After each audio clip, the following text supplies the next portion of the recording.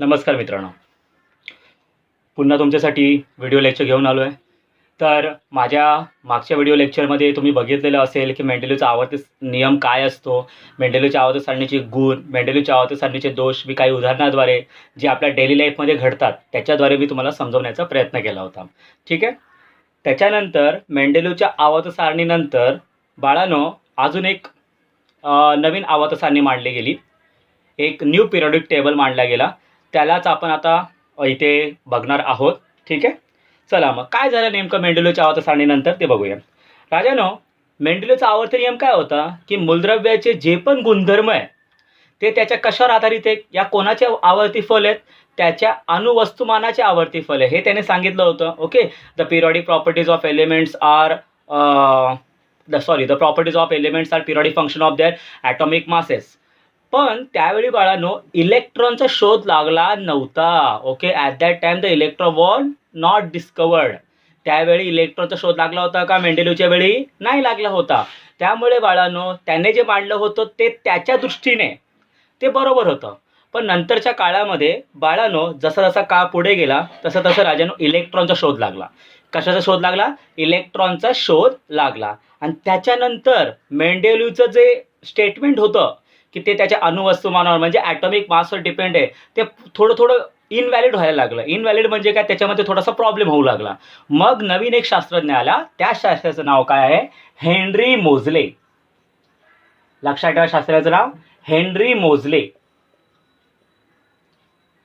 हा शास्त्रज्ञ आला. हेनरी मोझले हा शास्त्रज्ञ आला. या शास्त्रज्ञाने काय सांगितलं की मेंडेलीवने जे सांगितलं होतं की मूलद्रव्याचे गुणधर्म हे त्याच्या अणुवस्तुमानाचे आवर्ती फल आहे, पण याने काय सांगितलं? चुकीचं येते. त्याने इलेक्ट्रॉनची स्टडी केली आणि ती स्टडी त्याने कशावर केली? एक्सरेवर त्यांनी स्टडी केली. ओके. एक्सरे माहिती ना तुम्हाला? त्या पद्धतीने त्याने त्याची स्टडी केली. त्याने पर्टिक्युलर अणूच्या पर्टिक्युलर ॲटमच्या आतमध्ये काय असतं त्याच्यावरून त्याने काय दाखवून दिलं की मूलद्रव्याचे गुणधर्म हे त्याच्या अणुवस्तुमानाचे नाही तर कोणाचे? अणुअंकाचे आवर्ती फल आहे. कोणाचे? अणुअंकाचे आवर्ती फल आहे. आता अणुअंक म्हणजे काय? त्यालाच इंग्लिशमध्ये बाळांनो काय बोलतो? Atomic number. ओके. मग हा जो आहे अणुअंक हा पुढे तसा चालत गेला आणि आज आपण जे आवर्त सारणी बघतोय ज्याच्यावर पूर्ण आपलं केमिस्ट्री म्हणजे रसायनशास्त्र आधारित आहे ते सगळं आधुनिक आवर्ती नियमवर आधारित आहे. कोणता नियम? आधुनिक आवर्ती नियम म्हणजे हेनरी मोझलेने शोधलेला नियमावर आधारित आहे. ओके. मग बघूया हा हेनरी मोझलेने जो नियम मांडला होता तो कसा होता. ठीक आहे. मग राजानो आज आपण शिकतो आहोत. आज आपल्याला जे शिकायचं आहे ते म्हणजेच आधुनिक आवर्ती नियम. आधुनिक आवर्ती नियम. आता तुम्हाला एवढं माहिती आहे की आधुनिकचा शब्द काय, आधुनिकचा अर्थ काय असतो? आधुनिक म्हणजे बच्चा मॉडर्न. मी मॉडर्न आहे, बरोबर, मॉडर्न विचारांचा आहे असं. मग यालाच इंग्लिशमध्ये काय बोलतात? Modern periodic law. Modern periodic law. Okay. Modern periodic law. मग मेंडेलीव पुराण्या जमान्याचा होता आणि हेनरी मोझलेने काय? एक्सरेच्या सहाय्याने जे अणू असतं, ॲटम असतं त्याच्या आतमध्ये जाऊन त्याने सगळी स्टडी केली. बरोबर. त्याच्या इंटरनल पार्ट्सची स्टडी केली अणूच्या, ॲटमच्या. मग त्याला एक नियम आढळला. तो नियम असा होता, तो नियम त्याने मांडला. तो नियम बघा कसा आहे. मूलद्रव्यांचे गुणधर्म. आता मी तुम्हाला माझ्या लास्ट लेक्चरमध्ये सांगितलंय गुणधर्म राजांनो दोन प्रकारचे असतात, एक भौतिक आणि रासायनिक, फिजिकल अँड केमिकल. तर तुम्ही फक्त गुणधर्म लिहिलं तरी चालेल कारण पुस्तकात तेच लिहिलेलं आहे. ओके. आणि तुम्ही जर डिटेलमध्ये लिहिणार असाल तर भौतिक आणि रासायनिक हे दोन शब्द लिहिले तरी चालतील. मूलद्रव्याचे गुणधर्म हे त्यांच्या अणुअंकाचे, बघा एकच शब्द आपल्याला फक्त बदलायचा आहे, एकच वर्ड बदलायचा आपल्याला, अणुअंकाचे आवर्ती फल आहे. आवर्ती फल आहे. तुम्ही कसं लिहिणार रे? इंग्लिशमध्ये कसं लिहिणार? Properties of elements are periodic function of their atomic number. बघा तिकडे नॉर्मली ॲटॉमिक मास यायचं, इकडे शब्द कोणता आलेला आहे ॲटॉमिक नंबर. तर मुलांची नॉर्मली बहुतेक वेळा गफलत होते, बहुतेक वेळा ते हेजिटेट होतात, गोंधळतात की कोणता नियम आहे. तर मेंडेलिव्हने मांडलं होतं ते अणुवस्तुमान आणि ह्याने मांडलं ते काय अणु अंक. दोघांमध्ये काय फरक असतो तो मी आता पुढच्या लेक्चर्समध्ये जसं जसं आपण आत्म जाऊ याच्या धड्याच्या तसं तसं मी तुम्हाला सांगत जाईल. ठीक आहे. तर बाळांनो, आधुनिक आवर्ती नियम काय आहे? मूलद्रव्यांचे गुणधर्म हे त्यांच्या अणुअंकाचे आवर्ती फल आहे. Properties of element are periodic function of their atomic number. बरोबर आहे बाळांनो. तर हा एक लॉ आहे आणि नियम आहे आणि ह्या नियमावर आधारित एक आवर्त सारणी आहे, म्हणजे पिरियॉडिक टेबल आहे. सारणी म्हणजे टेबल तुम्हाला माहिती आहे, एक आवर्त सारणी आहे आणि त्यालाच बोलतात आधुनिक आवर्त सारणी. काय? आधुनिक आवर्त सारणी. आधुनिक आवर्त सारणी. मग आधुनिकचा इंग्लिशमध्ये काय बोलणार? Modern periodic table. आणि बाळांनो, मोस्ट ऑफ जेव्हा परीक्षेमध्ये काही धड्याच्या आतमधले क्वेश्चन विचारले जातात ना या धड्यावर, तर नॉर्मली मॉडर्न पिरियॉडिक टेबल म्हणजेच आधुनिक आवर्त सारणीवरच विचारले जातात. कारण का तुम्ही जेव्हा पुढे जाल, पुढच्या स्टडीला जाल, समजा तुम्ही सायन्स घेतलं बाळांनो, तर सगळं तुम्हाला मॉडर्न पिरियॉडिक टेबलवर डिपेंड असणार आहे. बरोबर आहे. तर बाळांनो, हे कॉपी करा 10 सेकंदामध्ये, मग आपण पुढे जाऊया.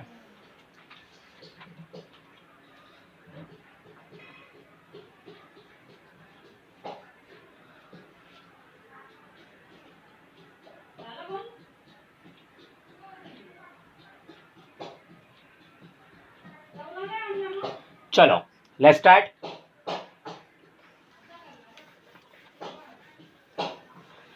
आता आधुनिक आवर्ती नियम झाला.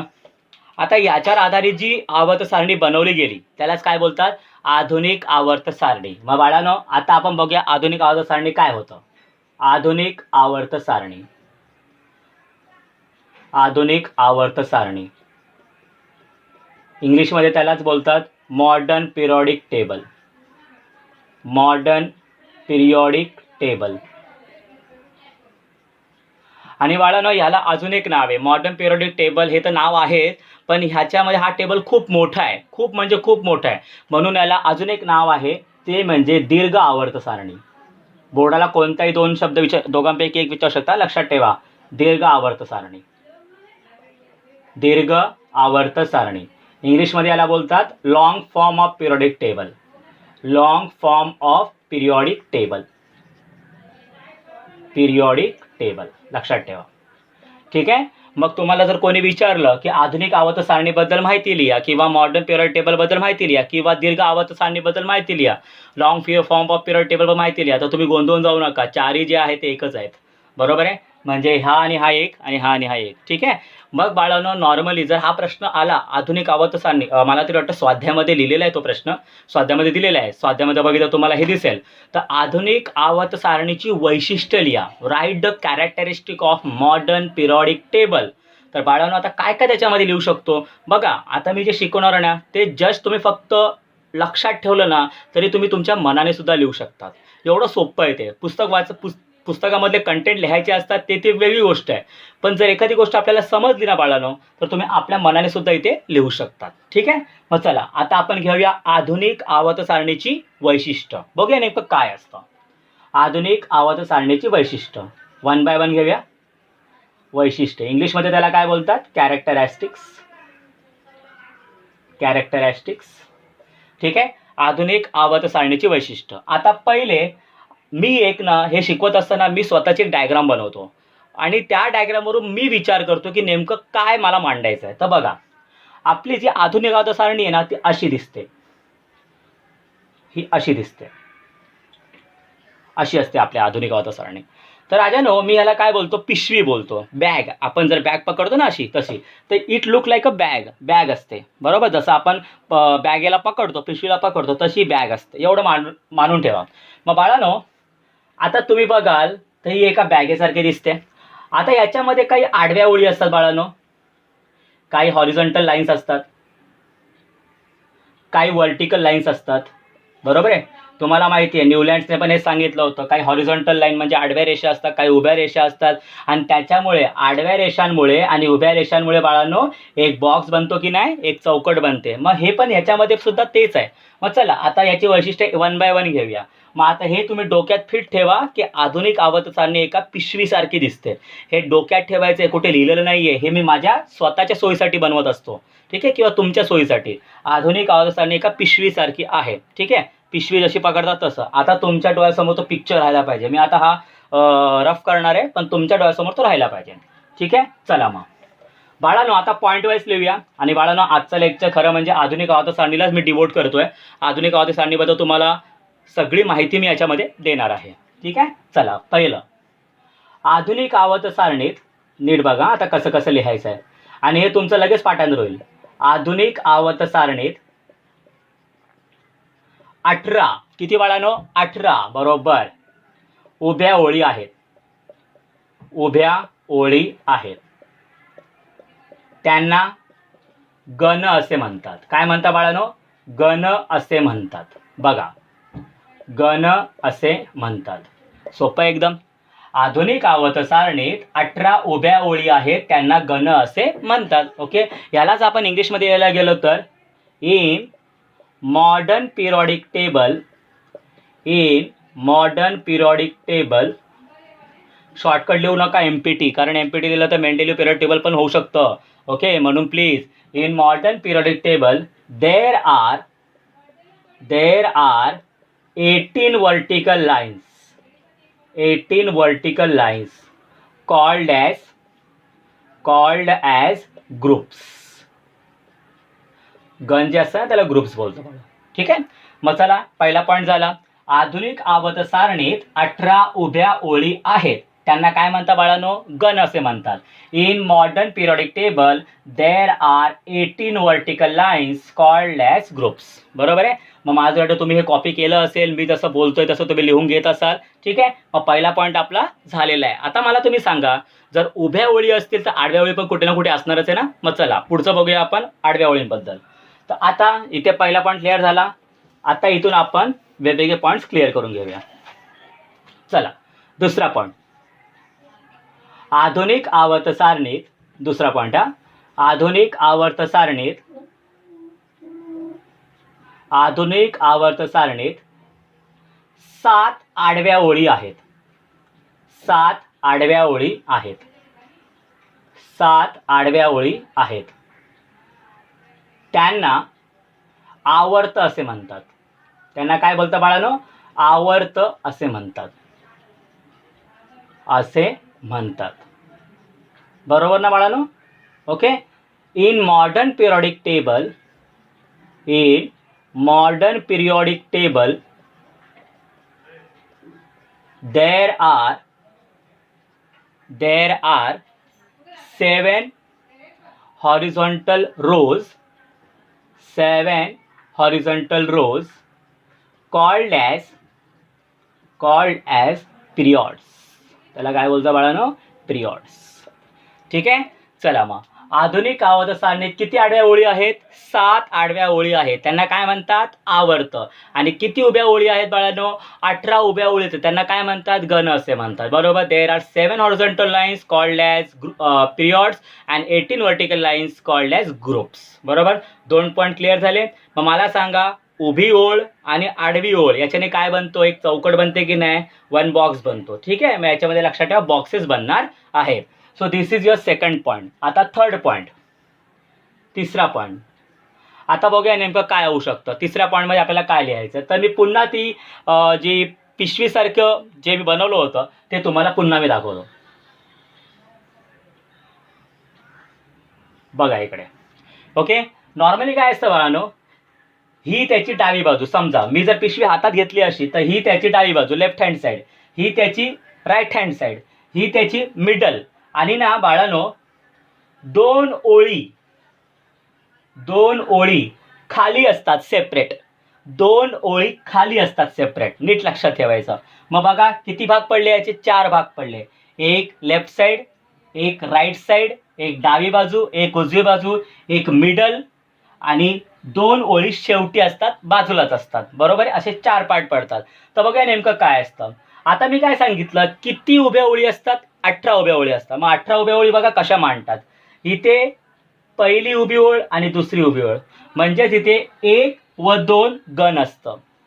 इथे असतं 3 ते 12 इकडे असतात. म्हणजे 3, 4, 5, 6, 7, 8, 9, 10, 11, 12 हे सगळे इकडे असणार. 3 ते 12 म्हणजे अशा लाईनी बघा. ही झाली पहिलं, दुसरं, तिसरं, चौथं, पाचवं, सहावं असं 12 पर्यंत असणार. आणि 13 to 18 इथे असतं. झालं की नाही बघा. 1 ते 2 इकडे, 3 ते 12 मध्ये आणि 13 ते 18 इकडे. मग मला सांगा किती उभ्या ओळी असतात? 18 उभ्या ओळी असतात की नाही? झालं ना इकडे तयार.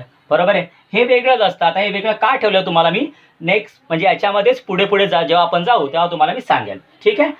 तर बाळांनो, पहिला आणि दुसरा गण डाव्या बाजूला, 13 ते 18 उजव्या बाजूला, 3 ते 12 मधोमध. बरोबर आहे. मग चला आपण हे लिहून घेऊया. हे थोडं डोळ्यासमोर ठेवा बाळांनो, म्हणजे तुम्हाला ते लिहिताना खूप खूप खूप सोपं जाईल. ओके. आवर्त सारणीच्या डाव्या बाजूला पहिले व दुसरे गण आहे. बरोबर आहे. गण आहेत. At the left hand side of periodic table there R group 1 and group 2 बघा किती सोपं आहे. पहिलं व दुसरं डाव्या बाजूला आहे. आजच्या उजव्या बाजूला काय? 13 to 18. मग आता आपण चौथा पॉईंट तो लिहून घेऊया. आवर्त सारणीच्या उजव्या बाजूला बाळांनो काय आहेत? 13 ते 18 गण आहेत. लक्षात ठेवायचं. उभ्या ओळी लक्षात ठेवा. गण म्हणजे उभ्या ओळी. 13 ते 18 गण आहेत. At the right hand side of periodic table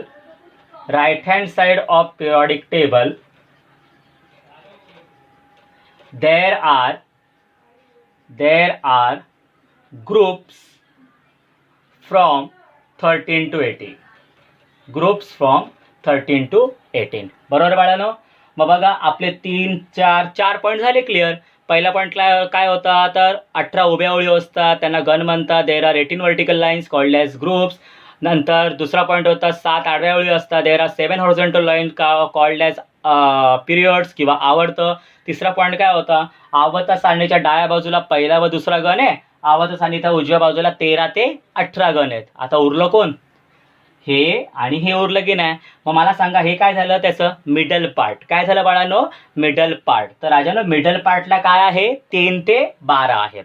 बरोबर आहे. समजलं एवढं? तर आपला पुढचा पॉईंट जो 5वा पॉईंट असणार आहे बाळांनो तो 3 ते 12 हा वाला असणार आहे. ठीक आहे. तर बाळांनो 10 सेकंदामध्ये कॉपी करा किंवा पॉज करून व्हिडिओ तुम्ही स्क्रीनशॉट घेतला तरी चालेल.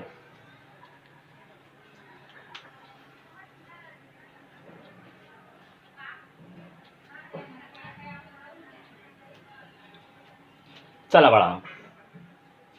राजानो आता मी रफ करतोय. हळूहळू एक एक रफ करेल म्हणजे तुम्हाला हे पण दिसत राहील आणि हे पण नवीन जे लिहिणार ते पण दिसत राहील तुम्हाला. 5वं, आवर्त सारणीच्या मध्यभागी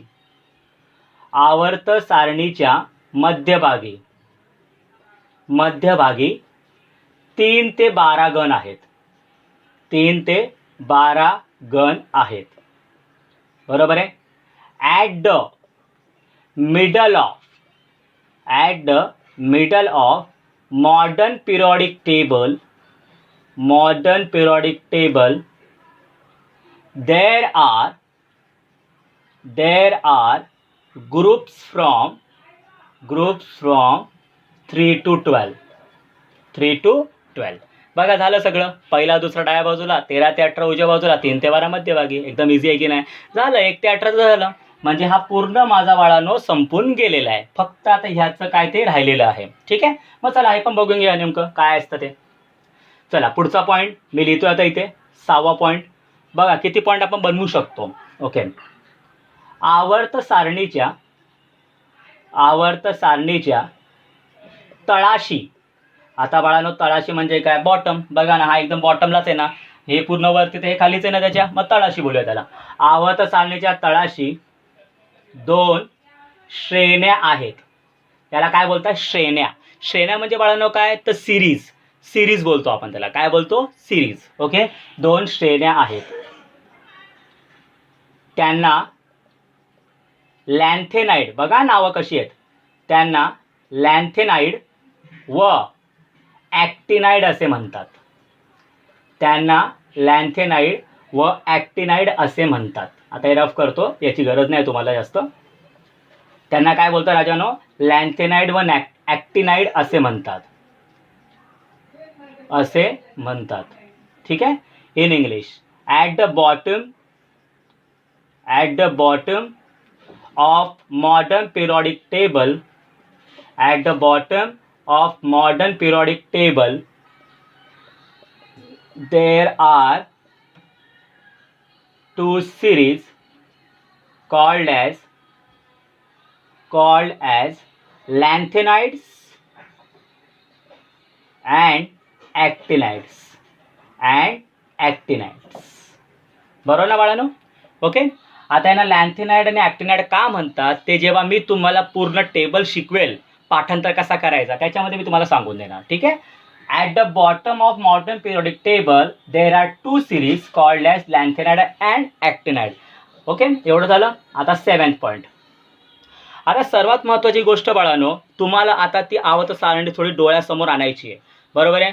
भावचा सरणी काय सांगितलं? डाव्या बाजूला पहिलं व दुसरं असतं, उजव्या बाजूला 13 ते 18 असतं, मध्यभागी मिडल साईडला 3 to 12 असतं आणि 2 वेगळेच असतात ते खाली असतात. त्यांना काय म्हणता बाळांनो? लॅन्थेनाइड आणि ॲक्टिनाइड. असं स्वतःच्या भाषेत बोलत राहायचं, म्हणजे तुम्ही लगेच राजानो ते पाठांतर करू शकाल. बरोबर आहे.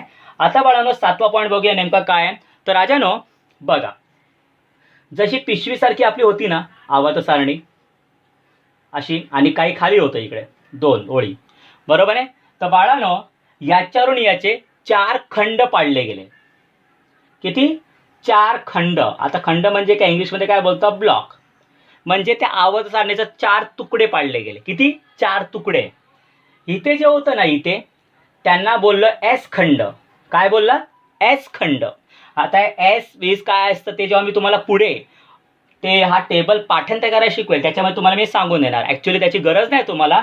एस का नाव दिलं ते तुम्हाला 11वी जेव्हा सायन्समध्ये जाल तुम्ही तेव्हा तुम्हाला हे सगळं माहिती पडेल. ओके. एस खंड. जो उजव्या बाजूला होता राजानो त्याला पी खंड, जो मध्यभागी होता त्याला डी खंड, आणि जो खाली होता त्याला एफ खंड असं नाव दिलं. बघा 4 नावं दिली. डाव्या बाजूला होता एस खंड म्हणजे एस ब्लॉक, उजव्या बाजूला होता पी खंड म्हणजे पी ब्लॉक, मध्यभागी होता डी खंड म्हणजे डी ब्लॉक, आणि तळाशी जो होता त्याला काय दिलं नाव? एफ खंड, दॅट इज एफ ब्लॉक. बरोबर आहे. मग पुढचा पॉईंट आपला तोच असला पाहिजे. पुढचा पॉईंट आपला तोच असणार ना. ओके. आधुनिक आवर्त सारणीचे 4 खंडात, लक्षात ठेवायचं राजानो, 4 खंडांत विभाजन केले आहे. बरोबर आहे. विभाजन केले आहे. डाव्या बाजूला एस खंड. लक्षात ठेवायचं. त्यालाच आपण कोणते गण येणार त्याच्यामध्ये? गण 1 व गण 2. बरोबर ना, तिथेच असतात ना डाव्या बाजूला. त्याच्यानंतर उजव्या बाजूला पी खंड. एस असं लिहितो आपण, एस असं लिहूया. ठीक आहे. पी खंड. मला सांगा उजव्या बाजूला किती असतात? गण 13 ते गण 18, हे तर तुम्हाला माहितीच आहे. त्याच्यानंतर मध्यभागी डी खंड. त्याच्यामध्ये काय असतं बाळांनो? गण 3 ते 12. आणि तळाशी एफ खंड. ओके. त्याच्यामध्ये कोणते गण नसणार. एफ खंड. असे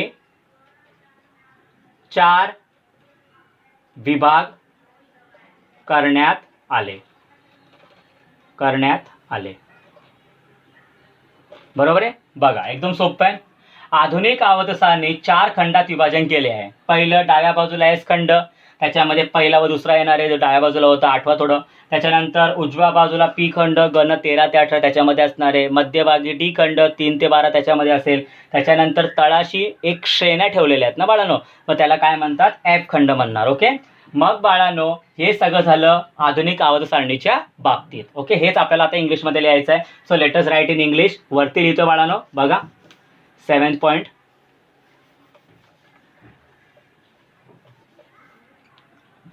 ओके, 7th पॉईंट इथे लिहितोय मी तेच. A modern periodic table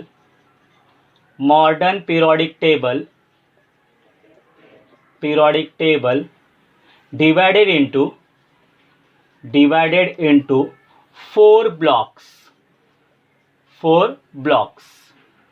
Okay, at left hand side S block, त्याच्यामध्ये काय, ग्रुप 1 अँड ग्रुप 2. बरोबर आहे, group 1 and group 2. At right hand side P block. हे कुठून असणार, ग्रुप 13 टू ग्रुप 18. त्याच्यानंतर at the middle D block. याच्यामध्ये काय असणार, group 3 to group 12. And at the bottom called as F block. बरोबर आहे ना, लक्षात आलं तुम्हाला. जे इथे मी इंग्लिश मराठीत लिहिलं आहे तेच मी तुम्हाला इथे इंग्लिशमध्ये लिहून दिलेलं आहे. बरोबर आहे. तर किती खंड पाडण्यात आले, 4 खंड पाडण्यात आले. एस खंड, पी खंड, डी खंड आणि एफ खंड. आता यांना ही नावं का दिलेली, तर ते त्यांच्या शेपवरून देण्यात आली होती. ओके, मग ते तुम्ही जेव्हा 11वीला जाल सायन्समध्ये तेव्हा तुम्हाला ते बरोबर पर्टिक्युलर कळेल. इथे मी तुम्हाला कितीही सांगितलं तरी ते तुम्हाला थोडंफार नाही समजणार. तरी पण मी पुढच्या लेक्चरमध्ये जेव्हा मी तुम्हाला आधुनिक आवर्त सारणी पाठांतर करायला शिकवेल तेव्हा तुम्हाला मी ते याची नावं सांगून देईन. ठीक आहे बाळांनो. चला आता बाळांनो एक शेवटचा पॉईंट 7 आहे. आता एक शेवटचा पॉईंट 8. म्हणजे आपले किती पॉईंट झाले टोटल, 8 पॉईंट. म्हणजे हा प्रश्न किती मार्काला येऊ शकतो, 4 मार्काला येऊ शकतो. ओके, चला मग बाळांनो आता 8वा पॉईंट बघा. आता पी खंडामध्ये ना बाळांनो, जो पी खंड आहे, पी खंड कुठे असतो, उजव्या बाजूला. तर पी खंडामध्ये राजानो एक अशी नागमोडी रेषा येते. नागमोडी रेषा अशी, नाग कसा चालतो, साप कसा चालतो, असा चालतो ना वेडा वाकडा, तशी एक रेषा येते, नागमोडी रेषा. ओके, मग बघा आता त्याचं काय होतं, पी खंडात एक नागमोडी रेषा, पी खंडात एक नागमोडी रेषा दाखविण्यात येते. पी खंडात एक नागमोडी रेषा दाखवण्यात येते. बरोबर आहे. आता बघूया त्या नागमोडी रेषाचं काय. तर ही बघा, ही समजा ही ती नागमोडी रेषा आहे. ओके, इंग्लिशमध्ये त्याला काय बोलतात, zigzag line, Z type line. बरोबर आहे. पी खंडात एक नागमोडी रेषा दाखवण्यात येते. आता त्या रेषेच्या किनारी म्हणजे काय, असं टोकाला असं. ओके, किनारी धातू सदृश्य मूलद्रव्य आहेत. कोणती मूलद्रव्य, धातू सदृश्य मूलद्रव्य आहेत. बरोबर आहे. त्या रेषेच्या किनारी म्हणजे बरोबर टोकांना काय आहेत, धातू सदृश्य मूलद्रव्य आहेत. त्यांच्या डाव्या बाजूला धातू आहेत आणि त्याच्या उजव्या बाजूला काय बाळांनो, अधातू आहेत. आणि बरोबर किनाऱ्यावर कोण आहेत, धातू सदृश्य आहेत. आता हे धातू सदृश्य काय असतं, ऑब्व्हियसली पुढे जेव्हा मी तुम्हाला धातू अधातू आणि धातू सदृश्याबद्दल सांगेल तेव्हा मी तुम्हाला हा कॉन्सेप्ट क्लिअर करेल. कारण काही गोष्टी आपल्याला थोड्या थांबायच्या आहेत, त्यावेळेच तुमच्या लक्षात येईल. बरोबर आहे. तर बाळांनो, धातू सदृश्य मूलद्रव्य आहेत. त्या रेषेच्या डाव्या बाजूला धातू आहेत व रेषेच्या उजव्या बाजूला सर्व अधातू आहेत. ओके, मग बाळांनो तुम्हाला लक्षात आलं असेल. बघा, ही एक ती नागमोडी रेषा आहे अशी. ही एक नागमोडी रेषा आहे, बरोबर आहे. त्या नागमोडी रेषेच्या किनाऱ्यावर म्हणजे इथे बाळांनो असं, हे तुम्हाला मी पुढच्या लेक्चरमध्ये दाखवणार आहे सगळं. असं इथे काय राजानो धातू सदृश्य आहेत, म्हणजे जे धातू आणि अधातू दोघांचे गुणधर्म दाखवतात, both metal and non metal. ठीक आहे, ही त्याची झाली डावी बाजू. इथे कोण आहे बाळांनो? धातू म्हणजेच मेटल आहेत, आणि इथे कोण आहे बाळांनो? अधातू म्हणजे कोण आहेत? नॉन मेटल आहेत. ठीक आहे, मग हे झालं पी खंडाचं, लक्षात ठेवायचं. मग बाळांनो आता आपण एक इंग्लिशमध्ये याचं लिहून टाकूया. In P block